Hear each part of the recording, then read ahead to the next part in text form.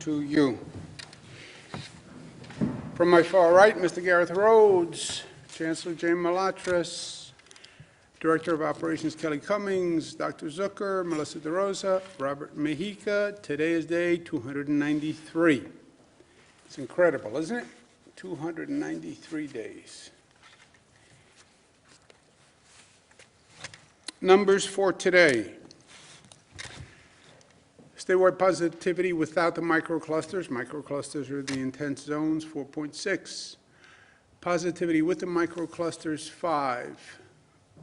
Positivity in the microclusters, 6. 249,000 tests. Highest number ever for us. And we test more than any state in the nation, so we have more facts. 120 deaths. Hospitalizations down, 66. Those negative signs are actually good news. 120 deaths are in our thoughts and prayers. And that is terrible news. Reduction in ICU, reduction in intubations. Those are good signs. What does it mean? We'll find out if it continues tomorrow, but it's good news. COVID patients hospitalized by percentage of population. Western New York, down. Knock Formica. Whatever good does that does. Southern Tier, 0.03. Central New York, 0.5. Mid-Hudson, 0.3. City, 0.2. New York City, Long Island, 0.4. Capital Region, 0.3. Mohawk Valley, 0.4. Finger Lakes. Finger Lakes, Finger Lakes, Finger Lakes. Finger Lakes in red, which has been consistent over the past several days, growing for a couple of weeks. Positivity, Western New York, down from where they were, and now the picture has changed. It's Finger Lakes in central New York, believe it or not.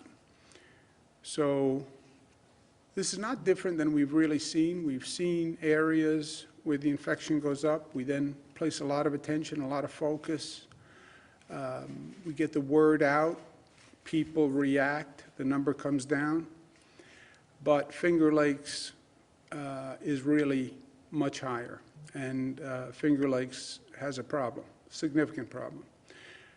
New York City, 4.4. So Finger Lakes double the positivity of New York City, just for a sense of balance, double the North Country, almost 6 times the Southern Tier. So Finger Lakes, it's not just a situation of the times. It is particular to the Finger Lakes, and that's how you should understand it and react. Positivity in New York City, Manhattan 2.75, Staten Island 5.11. And this is, again, it's why is Staten Island higher than anywhere else? There is no explanation. If anything, Staten Island should be lower. There's less mass transit, there's less density. So it's not a statement of times, it's a statement of the particular circumstances in that area. And that's just a matter of fact from the data, right? There are still facts. New York is still at the bottom of the national curve, and that's good news. Big question, will we have shutdowns?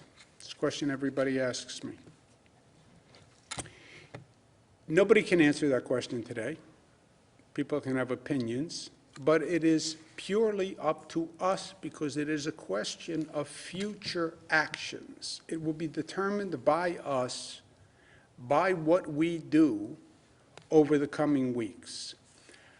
I do not believe that we are destined to have a shutdown. There is no destiny here. Destiny is what we make it.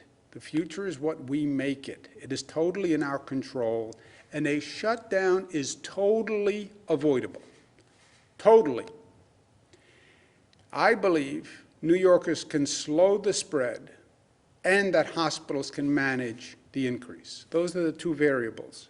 Can you slow the spread, and can the hospitals manage the increase? On the hospitals, we've spent a lot of time working with the hospitals, their capacity, their communication, their ability to deal with the surge. And we've spoken with many of them.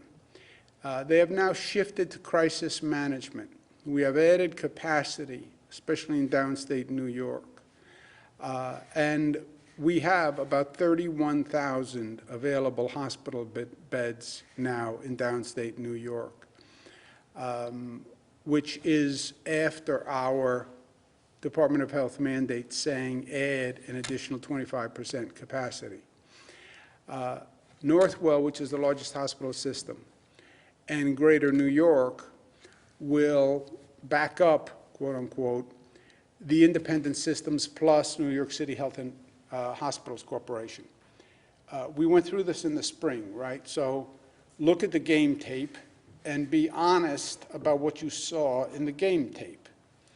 And what you see in this game tape from the spring is you see the same breaks in the wall in the same places.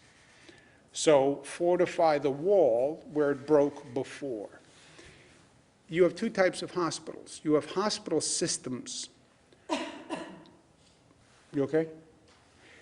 You have hospital systems where you have 10, 11, 30 hospitals in a system, and they have to work better amongst themselves, but they have other facilities in their system. Their question is, challenges coordination, making sure they're coordinated amongst each other and they're not operating as separate independent countries. But they have backup inherent in that they're a system. You have some systems that do not coordinate as well. That's H&H, in my opinion. That's where Elmhurst Hospital happened. That was the most dramatic problem we had in the spring. The other hospitals are coordinating with health and hospitals to back them up if there's a problem. What does that mean, back them up? It means before a person walks into a hospital, we have an ambulance out front, and the ambulance takes the person to the neighboring hospital that has more availability. This is a phenomenal management coordination issue because the world doesn't work that way for hospitals, but it has to work that way. And Greater New York Hospital Association, which is the representative of all of the hospitals, is going to work to back up H&H and the independent hospitals that don't have a system to rely on. So Jamaica Hospital, Flushing Hospital, One Brooklyn that has fewer facilities. They will be backed up by the larger systems. So if they have a problem, the larger systems will help them with capacity. H&H has an issue. Like last time, the other systems will step in. The hospital systems are the predominance of the hospital beds in New York City. And they're the predominance of the hospital capacity in New York City. So that's all been in the works. We spoke to Erie County Hospitals, Monroe, Haney's, which is the organization that represents the upstate hospitals. They are doing a very good job for the increased capacity, and they're coordinating, and they feel good. The Department of Health regulation added 25% additional capacity and said if they had a capacity issue, they would have to cancel elective surgeries. Now, remember, the Department of Health law says, executive order is a law, says, if a hospital believes, given the numbers, the rate of increase, they could hit 85% of their maximum capacity in 3 weeks, they must notify the state. It's a little confusing. They're looking at a rate of increase. hospitalization is going up X% a day. They're predicting post-Christmas, X may go to X+1 per day. Factor that out for 3 weeks. If you think in 3 weeks, hospital, you may be at 85% of maximum capacity, you have to tell us today. Why? 3 weeks, so you have a 3-week buffer. 3 weeks, they think they're at 85, you have an additional 15% buffer. So basically, it gives the state 1 month notice at least. And at that point, we would shut down the economy. If that regional hospital system says, we're going to hit 85% in 3 weeks, we'll have a 15% buffer, that's when we would shut down the economy. Now, no hospital in the state has given that 3-week notice. No hospital in the state. Which means what? 3 weeks from today is roughly January 8th. No hospital in the state believes they're going to hit 85% by January 8th. No hospital in the state. That's good news, because you have no hospital in the state saying they think they're going to hit 85% of their maximum by January 8th. So that is very good news. Ken Rasky, who is the president of Greater New York Hospital Association, who was tremendous in the spring, getting us through the spring crisis, and is really one of the best hospital executives in the country, in my opinion, and I've worked with a lot of them. He issued this statement. Ken is also a somewhat verbose person, uses a lot of words, but he said he's spoken to all the hospitals, they understand the consequences, they're comfortable about handling the capacity, and if they're not comfortable about the capacity or they're concerned about the rise in hospitalizations, they would be the first one to call for an economic shutdown. I'm kidding about him being verbose. Just looks like he's verbose on this slide. I believe hospitals are going to be able to manage this. We learned a lot in the spring.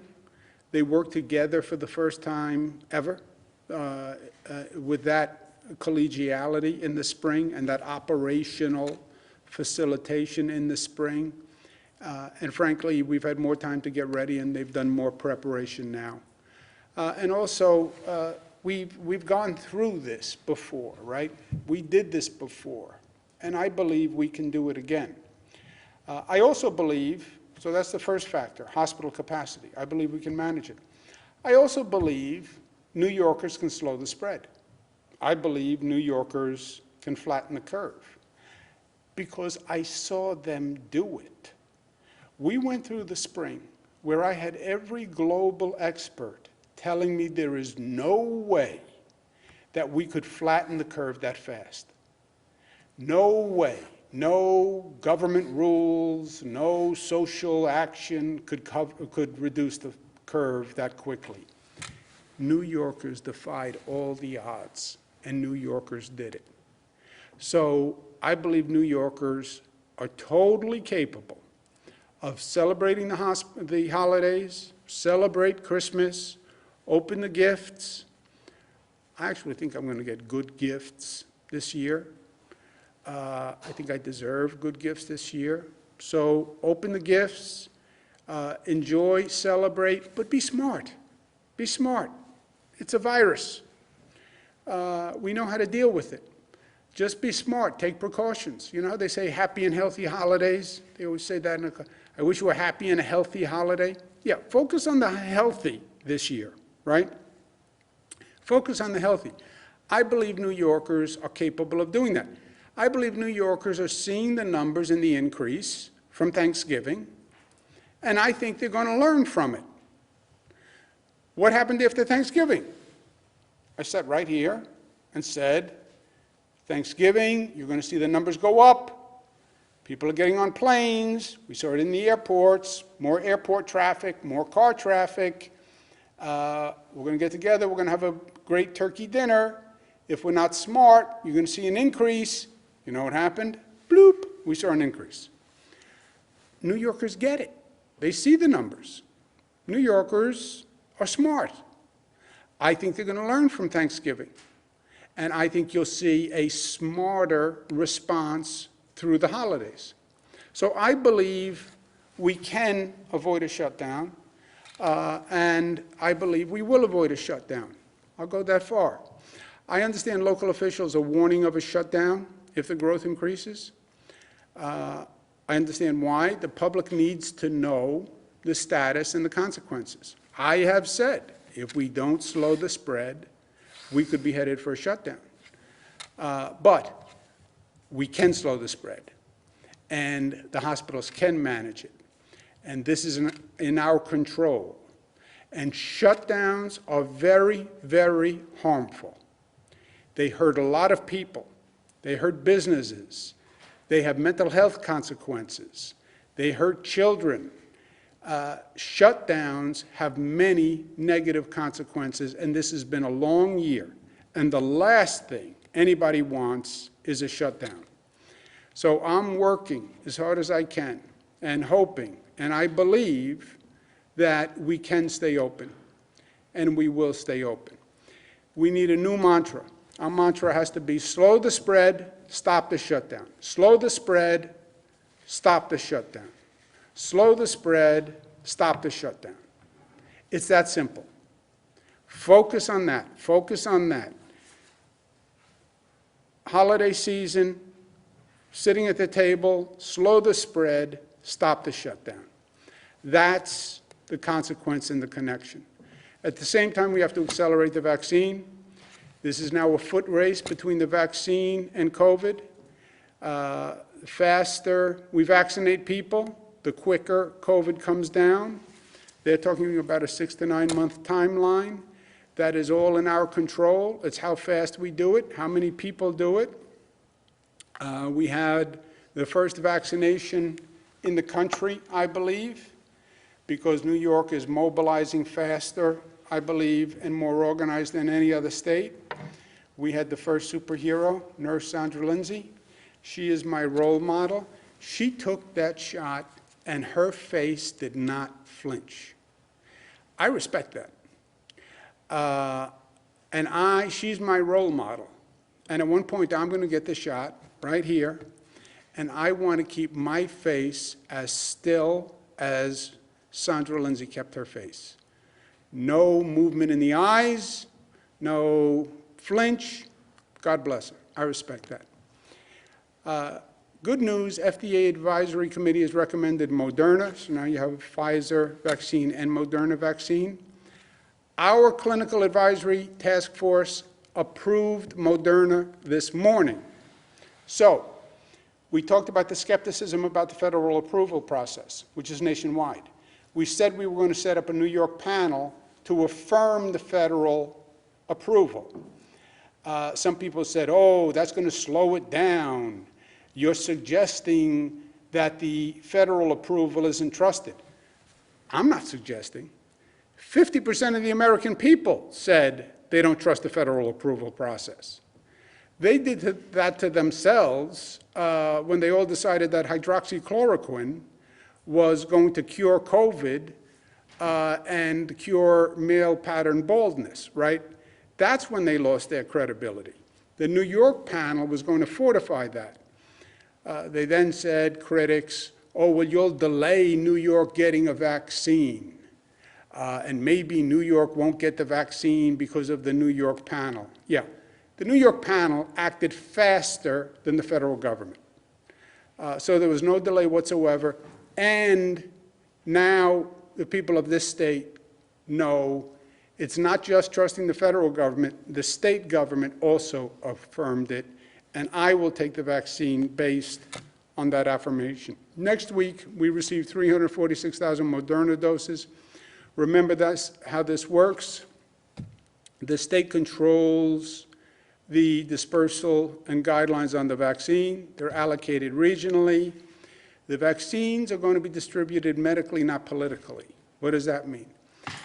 When we went to the COVID test, there was a whole question of who gets the test first. Do the rich and famous get to the front of the line? I anticipate that with the vaccines also. Who gets it first? Was there favoritism, et cetera? Did the politicians have their buddies get to the front of the line? This is not going to be done by the political system. It's not going to be done by the county executive. It's not going to be done by the town supervisor. It's all being done by medical facilities. So there will be no politics in the distribution. We have distributed the Pfizer and Moderna vaccine to 292 sites across the state. We have what we call regional hubs that are the medical facility that is working on the distribution plan for phase 2. These are those hub facilities, and this is how many vaccines they will distribute in that region. This combines the 170,000 from Pfizer and the 376,000 from Moderna. Even better news, surprising news, it's a little bit of a mistake, but a mistake that turned good. The supply of vaccines is bigger than we thought. The initial shipment of Pfizer vials were supposed to have 5 doses in them. If you remember when I showed you the Pfizer package here, I held up the vial and I said there were 5 doses in this vial. It turns out that there's 40% more doses in the vial. When they're measured in the syringe, there was more than 5 doses. The FDA has authorized using those doses. DOH is authorizing them today. So there's more than 5 doses. There can be 6 doses or 7 doses. And that is actually increasing the number of doses that we have. We're still on phase 1, which are healthcare workers, nursing home congregate. Late January, we go to phase 2, essential workers, priority general. 19,000 New Yorkers vaccinated so far. You want to know how to get a vaccine? You can go to that very attractive website, Vaccinate New York, arm, bicep, harkens back to New York Tough, but doesn't say it. New York State, vaccinations are no cost to the public. That is not true in other parts of the country. In this state, you do not pay for a vaccination, period. So there's one less obstacle. New York has been through hell, but the finish line is in sight, and we just have to get there. Bump along the road, Washington is going to pass a bill with no state and local funding, but it could have education funding and it could have health care funding. That would be good. Short-term options on the state's fiscal issues. Option A is to do the budget now. Do a tax increase and do the budget. Some legislative sources are talking about a tax increase of about $1.5 billion to $2 billion. Is that the right amount? Is that too low? And who would you tax and who would you give the money to, right? We have overall a $15 billion deficit. You raise 1.5. All right, where do you put that 1.5 in the scope of a $15 billion deficit? That is a budget decision. That's why you have to do a tax increase as part of the budget. And where do you make up the $13.5 billion? If you only do a $1.5 billion tax increase, even if you did a $2 billion tax increase, a $3 billion tax increase, you still have to make up $12 billion in cuts. I would be open to doing the budget now with the legislature. But it's going to be ugly. Option B, wait until we know what the federal aid is and do a budget in April. The state can advance $1.5 billion, either from reserves or from borrowing to make up for whatever you would get with a tax increase, to allocate that funding on an essential basis, and then let's find out what Washington will give us to find out where we really are. We can't do $13 billion in cuts. And if we cut $13 billion now in December, and then we get money restored in April, it would be totally disruptive. To do $13 billion in cuts, you have to lay off public employees. You have to lay off teachers. Why would you lay off teachers just before Christmas and then possibly rehire them in April? It doesn't make sense to me. Again, I would do either, but I prefer option B. But I'm not going to do a tax increase without doing a budget, because that's just a political statement. And we have to know how much, and it has to be enough to be meaningful. Option B would avoid any disruption. The AFL-CIO supports waiting until April, and they were part of a coalition that called for the tax increase. Again, $1.5–2 billion, that is a drop of water in the ocean. So that's where we are on that. But I spoke to the labor leaders who are most directly involved, and they support waiting until April and doing it right. We understand 100% the situation that the restaurants are in. We're extending the sales tax deadlines for the New York City restaurants by waiving interest and penalties on sales tax due on Monday, December 21st. Sales tax were due on the 21st. We're going to waive that. I understand the fiscal pressures they're under. I hope Washington actually provides relief to restaurants, and we're doing everything that we can. The light at the end of the tunnel is in sight. It's a long tunnel, but there's a light there. There's a light there, and that's a lot better than where we were. So just stay doing what we are doing, and we're going to be okay. And we're going to be the better for it. You know, generations have gone through tough times. Generations have gone through wars. They've gone through depressions. They've gone through terrible disease outbreaks. They've gone through cholera. They've gone through typhoid. They've gone through TB. World War II, I missed by just a little bit, age-wise, going to Vietnam.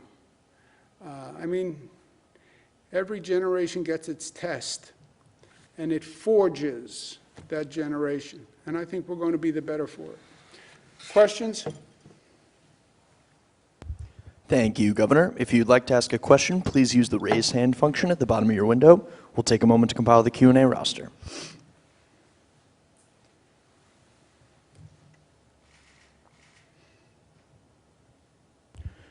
Governor, your first question comes from Allison Caden at Pix 11 News. Allison, your line is now open. Please unmute your microphone. And good afternoon, Governor. My question relates